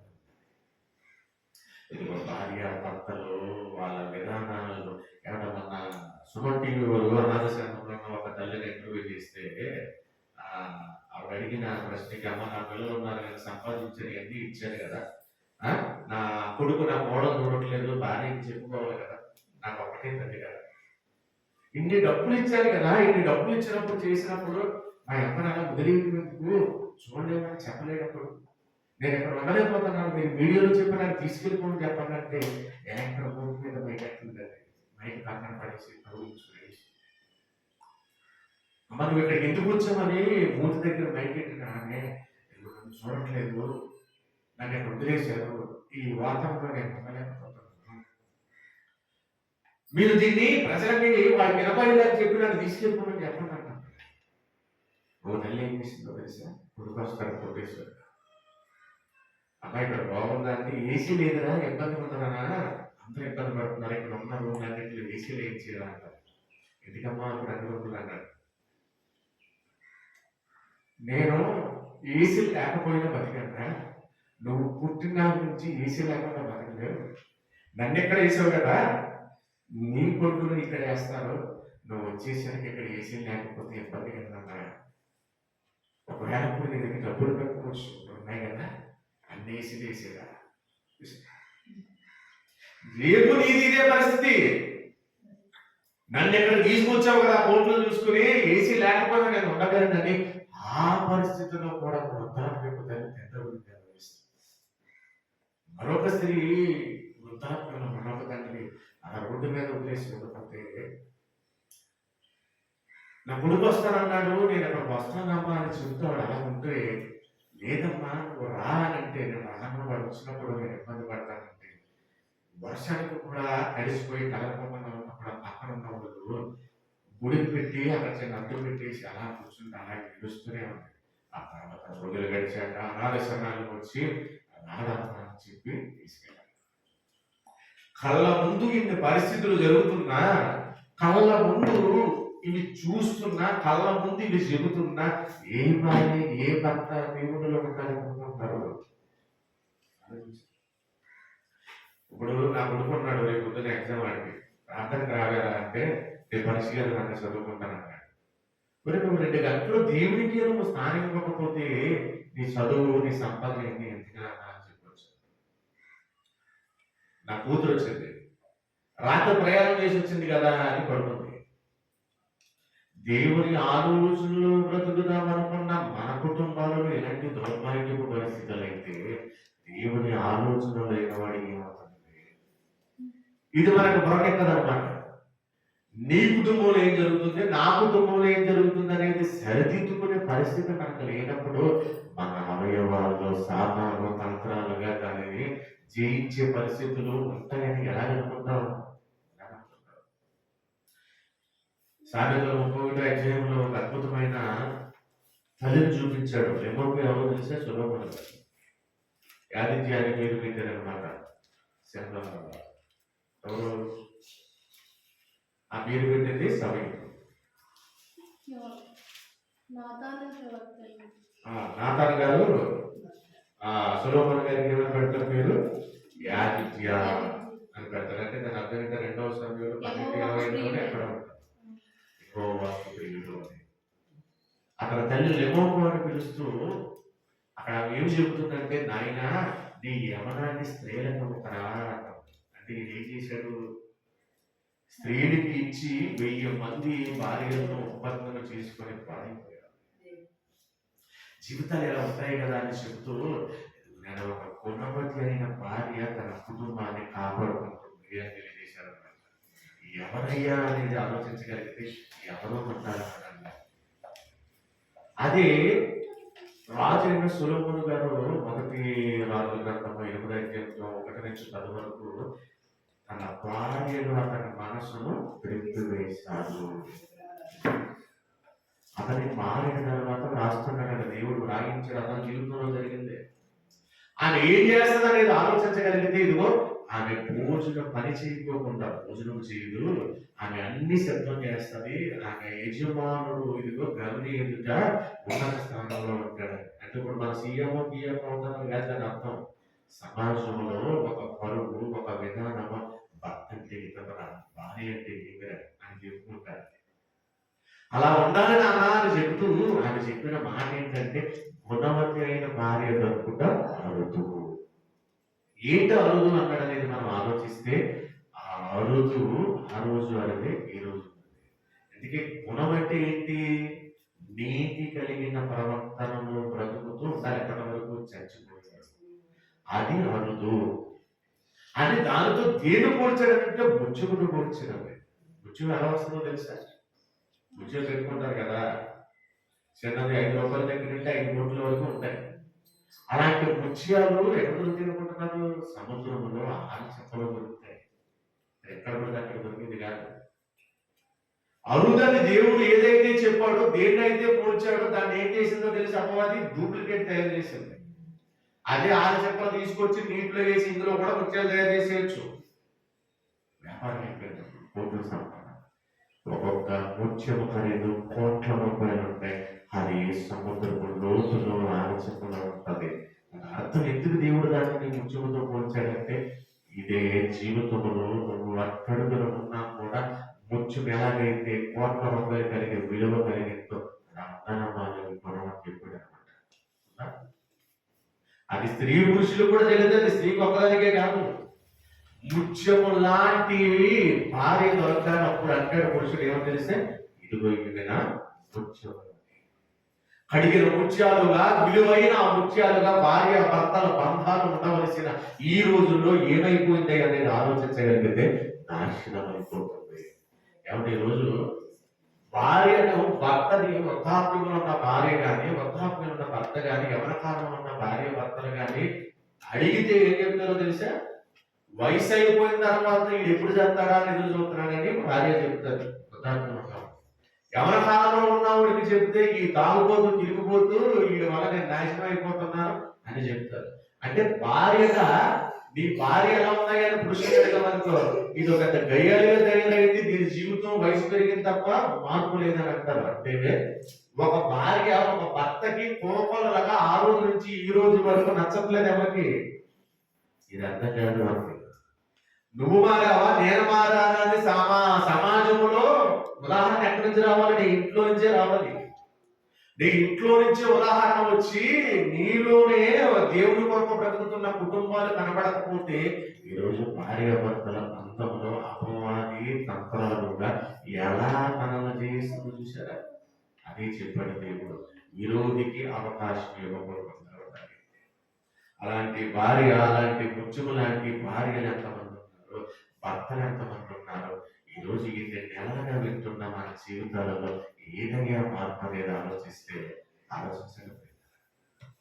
అంటే దేవుని మాటలు వింటున్నప్పుడు నిజమే కదా, నా ప్రవర్తన అలా లేదు కదా అని ఏ నీతిలో నువ్వు తప్పిపోయావు, ఏ ప్రవర్తనలో నేను తప్పిపోయానో, ఎలా మన కుటుంబాల్లో సరిదిద్దుకోలేకపోతున్నామని ఒప్పుకున్నాం. అలాగా మనసు మనకు లేకపోతే ఏమవుతుందంటే, దేవుడు ఏమంటాడంటే, మీరు వినువారు మాత్రమే ఉంటారు, మిమ్మల్ని మోసం చేసుకుంటారు. యాకోబు వినటానికి వేగులు పడమన్నాడు. వేగులు పడుతున్నారు కదా 5 సంవత్సరాలుగా. పడిన వాడిని ఏమన్నాడో తెలుసా? ఒరే, కోపం ఉందా? నువ్వు కోపాన్ని మాట్లాడా. కోపం ఏం చేస్తుందో తెలుసా? నరుడు కోపము దేవుని నీతిని,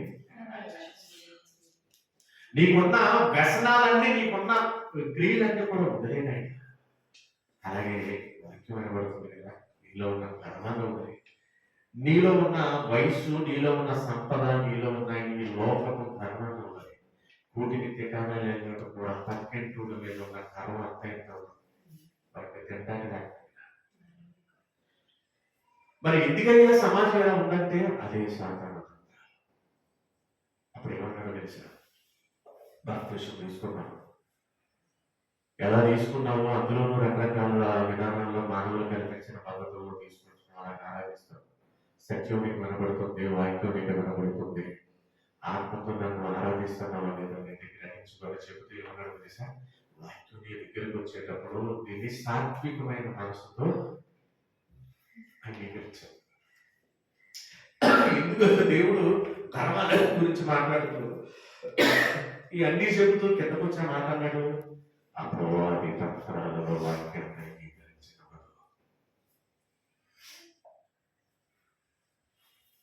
రోమిలకు రాసిన పత్రిక 16:20 అదే సాతాను తంత్రాలను నీ కాళ్ళ కింద చేస్తాను. సాతాను తంత్రాలను ఎలా ఎదిరించాలని నువ్వు ఆలోచిస్తుంటే, అలా ఎలా ఎదిరించాలో, వాళ్ళ నుండి ఎవరు ఎదిరించలేదో, ఎలా పడిపోయిననేది నేను రాయించాను. ఆ వ్రాయబడిన మాటలని హృదయంలోకి ఉంటే వాక్యం వస్తున్నప్పుడు దాన్ని సాత్వికంతో అంగీకరించి నీ అతిక్రమాలు నా దగ్గర ఒప్పుకొని పరిశుద్ధంగా బ్రతికితే నా కృప ఉంటుంది. ఆ కృప నేను విడిచిపెట్టదు. అప్పుడు నువ్వు గుణవతి అయిన భార్యగా ఉంటావు. అప్పుడు నువ్వు గుణవతి అయిన భర్తగా ఉంటావు. ఈ భార్య భర్త బంధాల గురించి ఆయన చెబుతూ, ఈ వివాహ బంధములో వ్యవస్థ పాడైపోయిన ఈ వ్యవస్థలో ఎలా చెప్పాడనేది మనం ఆలోచించగలిగితే మన ఆలోచనలని అందరివే ప్రతి ఒక్క మాట ముచ్చువలెనున్నది. అది నాలో నుండి కోట్లు విలువ చేసే ముత్యాలు ఎలాగ విలువైనవో పదం కూడా అలాగే విలువైనది. ఎన్ని పదాలు ఎన్ని సంవత్సరాలుగా వింటున్నాం, ఎన్నో పదాలు, ఎన్నో మాటలు వింటూ వింటూ వింటూ వింటూ ఏం చేస్తున్నావు అనేది ఆలోచించగలిగితే అలవాటు పడిపోయి ఎలా బ్రతుకుతున్నామని దేవుడు చెబుతున్నాడంటే, ఇదిగో నీలో ఉన్న వ్యసనం ఏది విడిచిపెట్టడం లేదు.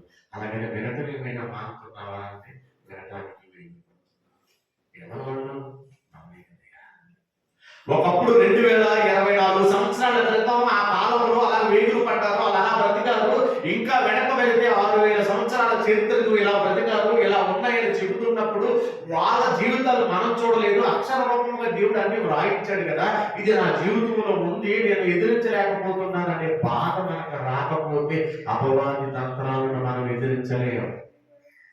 ఈరోజు విని వెళ్ళిపోవటానికో, చదువుకుని వెళ్ళిపోవటానికో కాదు దేవుడు ఇన్ని మాటలు రాయించింది. ఏమంటే డాక్టర్ ఒక్క మాట చెప్తే ఆయన మాట పాటిస్తున్నాడు. రోగం వచ్చినప్పుడు డాక్టర్ దగ్గరికి వెళ్తే ఏం చేస్తాడో తెలుసా?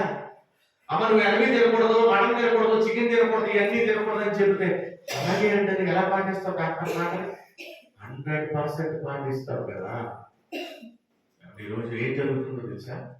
ఈరోజు ఏం జరుగుతుంది అనేది ఆలోచించగలిగితే ఈ గుండె ఆగిపోతున్నప్పుడు డాక్టర్లు ఈ గుండెకి ఒక కొత్త పరికరాన్ని కనుక్కుంటారండి. గుండెకు ఆగిపోయినోడు సడన్ గా శ్రోతకు పడిపోయిన వాడు రోడ్డు మీద పడిపోతే ఆ గుండెని ఇలాగా పట్టుకుని ఇలా ఒత్తితే ఆ గుండె కదులుతుంది అని దాన్ని సిపిఆర్ అన్నారు. నేను దేవాలయం వెళుతుంటే నా కళ్ళ ముందే ఒక అతను left side right side bus ఉంది. ఆ రైట్ సైడ్ ఉన్న బస్సుని రాంగ్ రూట్ లోనే ఆయన రావట్లేదు. నేను ఇలా లెక్కకి వెళ్తున్నా ఆయన రైట్ గా వస్తున్నాడు. ఆ పక్కన ఉన్న ఆ స్కూల్ బస్సుని తప్పించలేక కొట్టేశాను. కింద పడిపోయాడు. వెంటనే స్పృహ కోల్పోయాడు. అక్కడ ఉన్న ఒక నర్సు ఉన్నారు, ఒక బ్రోడ్ ఉన్నాడు. వాళ్ళందరూ సిపిఆర్ చేసి అలా ఒత్తుతూ అంటే కొంత సమయానికి లేచారండి. ఆ తర్వాత అతన్ని లేచిన తర్వాత నేను కూడా పట్టుకొని ఆ పక్కన కూర్చొని సాయంత్రం కడిగారు. ఆ సిపిఆర్ వల్ల ఏమైందంటే ఆగిపోయిన గుండె, శ్వాస తప్పిన గుండె, ఈ గుండె ఆగినప్పుడు దాన్ని కదిలితే అది కదులుతున్నాయి. ఇన్ని మాటలు వింటున్న మన గుండె కదులుతుంది.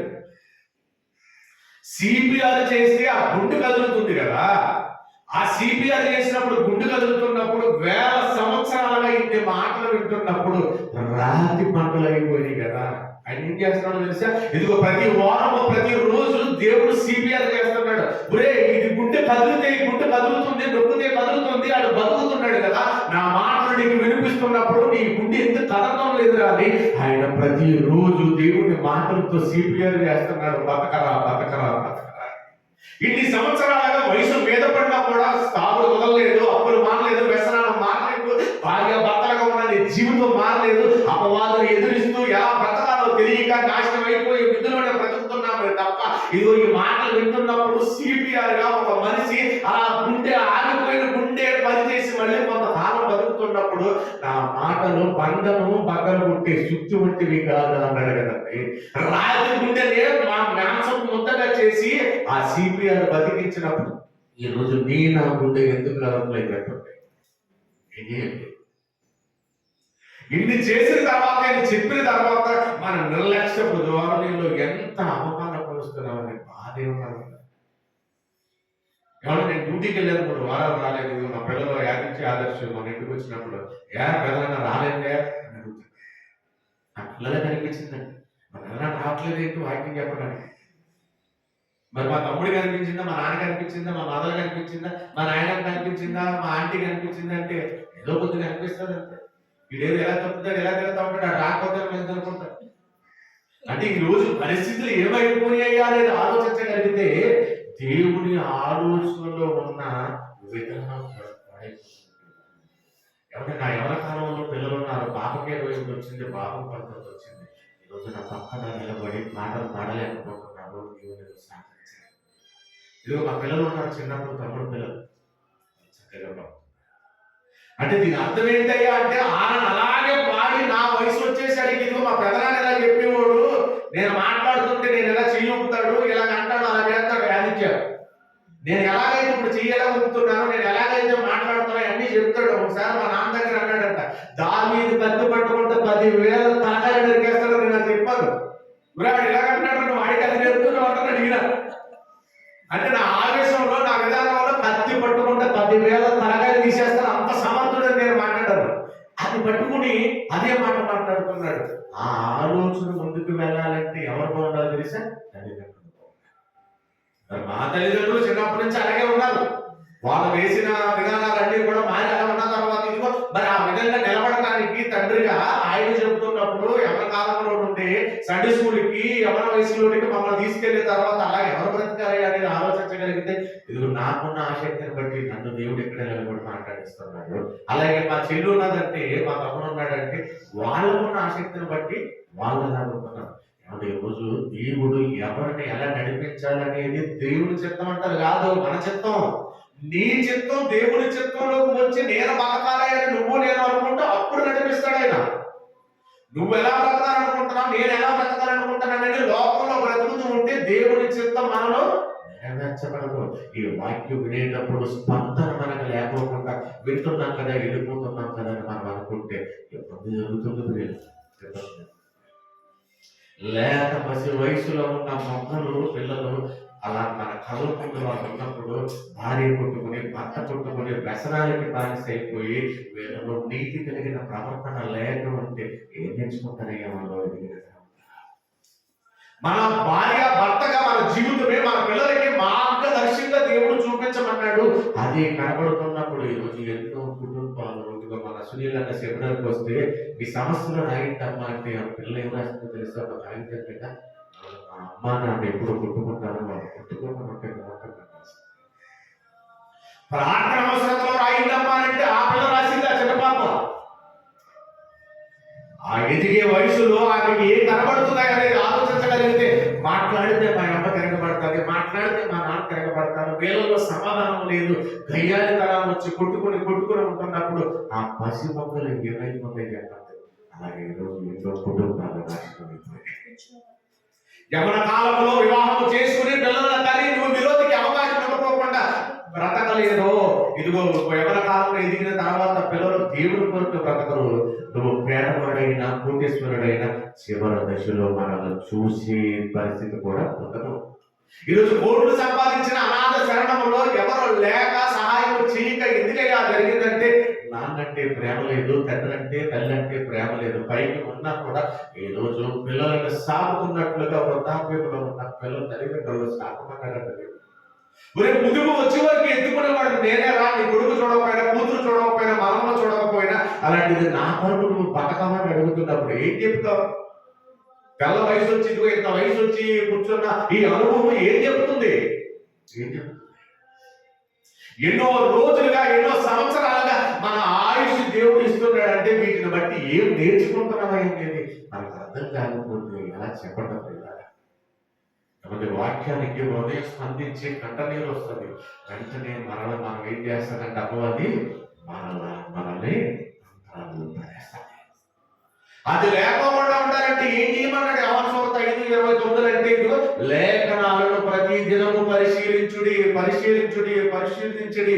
యెషయా గారి ద్వారా కూడా యెహోవా గ్రంథమును పరిశీలించి చదువుకోండి. అందుకే ఇన్ని వేల మాటల మీద రాయించారు. ఈ మాటలన్నింటిలోనూ మిమ్మల్ని రేపపడాలని 1 పేతురు పత్రిక 1వ అధ్యాయం 10, 11, 12 పౌలు గారు ఇదిగో నా గుడారంలో నేను ఉన్నంత వరకు ఈ మాటల ద్వారా మిమ్మల్ని రేపడం న్యాయమని ఉంచుతున్నాను. ఈ శరీరం అనే గుడారాన్ని ఎప్పుడు విడిచిపెడతామో తెలియదు కాబట్టి విడిచిపెట్టే లోపు భార్యగా నీ ధర్మాన్ని నెరవేరుస్తున్నావా, భర్తగా నీ ధర్మాన్ని నెరవేరుస్తున్నావా, ఎదిగిన యవన కాలంలో ఉన్న పిల్లలుగా నీ ధర్మాన్ని ఎలా నెరవేర్చుకుంటున్నావు? ఏదో వయసు వచ్చింది కదా అని పెళ్లి చేసుకుంటున్నాం కదా అని వాక్యపు ఆలోచనలో విధానాల్లో సంవత్సరాలు తరబడి ఉండకపోకుండానే అలాగే జీవితాలను కళ్ళ ముందే ముగించే పరిస్థితి మనకి కనబడుతున్నప్పుడు ఏదయ్యా మాదిరి? ఒకప్పుడు బ్రతికిన వారిని శ్రమకు వారికి మాదిరిగా పెట్టుకోమన్నాడు. యాకోబు గారు రాసిన పత్రిక 5:10 భక్తుల జీవితాలు మాదిరిగా ఉండాలి, వాళ్ళ శ్రమలు మాదిరిగా ఉండాలి, వాళ్ళ జీవితాలు మాదిరిగా ఉండాలి. అందుకేనయ్యా అన్ని బ్రతుకులు రాయించింది. అవన్నీ ఏం చెప్తున్నాయో తెలుసా? సిపిఆర్ లాంటి యాక్టివ్ లో అవి ఉంటున్నాయి. ఆ గుండెను కదిలించే మాటలు అవన్నీ. అలాంటి రోజు మన మాటలకు స్పందించి వాక్యానికి లోబడి సాత్వికంగా బ్రతకగలుగుతున్నామా? ఆలోచించండి ప్రియులారా. ఈరోజు ఇక్కడ ఉంటావు, రేపు ఎక్కడ ఉంటామో తెలియదు. మన వాళ్ళే మనకు దూరం అయిపోతున్నారు. రేపు 1వ తారీఖున ఎంతమంది చూస్తారు? చావు వస్తుందని మనిషికి తెలుసు. ఈ చావు దిశలో దేవుడు ఇన్ని నెలలుగా మాట్లాడిస్తున్న సాధనలు తంత్రాలలో వివాహ బంధముతో నువ్వు నేను ఎలాగా ముగించగలుగుతున్నావు? దేవుడు అవకాశం ఇస్తున్నాను. మమ్మల్ని మిగిలిగా ప్రేమించిన మనకు సాధారణ తంత్రాలను ఏ విధంగా ఎదిరించాలనేది అవకాశం లేక ఎలా బ్రతకాలనేది తెలియక ఇదిగోనైనా అడుగడుగున మమ్మల్ని ఎదుర్కొంటే నాశనానికి కానీ దానిని కాళ్ళ కింద నలగొక్కే స్థలానికి అటు నుండి పారిపోతుంది. అపవాదికి చోటు ఉందని మీరు వ్రాయించారు. రాయబడిన మాటలు, చెబుతున్న మాటలు వినడానికి బాగున్నాయి తప్ప ఆచరణగా మేము లేకపోతున్నాయి. మమ్మల్ని క్షమించి పాపపు ఆలోచన విడిచిపెట్టి మీ వరకు బ్రతికే భాగ్యాన్ని దయచేయండి. యేసుక్రీస్తు నామములో